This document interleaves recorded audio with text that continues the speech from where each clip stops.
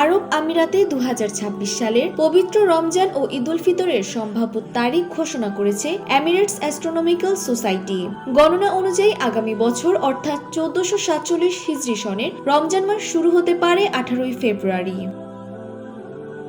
Emirates astronomical সোসাইটির chairman Ibrahim আল জারওয়ান জানান, আগামী 17 ফেব্রুয়ারি রমজান মাসের চাঁদ দেখা যাওয়ার সম্ভাবনা রয়েছে। সেই হিসেবে 18 ফেব্রুয়ারি থেকে রোজা শুরু হতে পারে।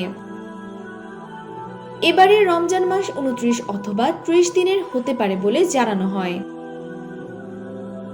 প্রতিষ্ঠানটির পূর্বাভাস অনুযায়ী 2026 সালের 20 মার্চ ঈদ উল ফিতর উদযাপিত হওয়ার সম্ভাবনা রয়েছে। আল জারওয়ান জানান, রমজান মাস 30 দিনের না হলেও দেশটির সরকারি নীতি অনুযায়ী 30তম দিনটি ঈদের ছুটির সাথে যুক্ত করা হবে। ফলে বাসিন্দারা 19 মার্চ থেকে 22 মার্চ পর্যন্ত টানা 4 দিনের একটি দীর্ঘ ছুটি উপভোগ করতে পারবেন।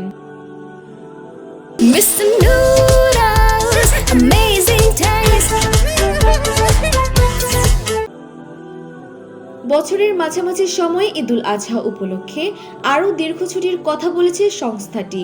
তাদের মতে 2026 সালের 26 মে আরাফাত দিবস এবং 27 মে ঈদুল আজহা শুরু হতে পারে। তবে বরাবরের মতোই এমিরেটস অ্যাস্ট্রোনমিক্যাল সোসাইটি বলেন, এই তারিখগুলো সম্পূর্ণ জ্যোতির্বিজ্ঞানের উপর ভিত্তি করে দেয়া হয়েছে। মধ্যপ্রাচ্যের অন্যান্য দেশের মতো সংযুক্ত আরব আমিরাতেও ঈদের চূড়ান্ত তারিখ চাঁদ দেখার উপর নির্ভর করবে এবং নির্ধারিত সময়ের আগে দেশটির চাঁদ দেখা কমিটি আনুষ্ঠানিকভাবে চূড়ান্ত ঘোষণা দিবেন। ডেস্ক রিপোর্ট, জয় জয় দিন।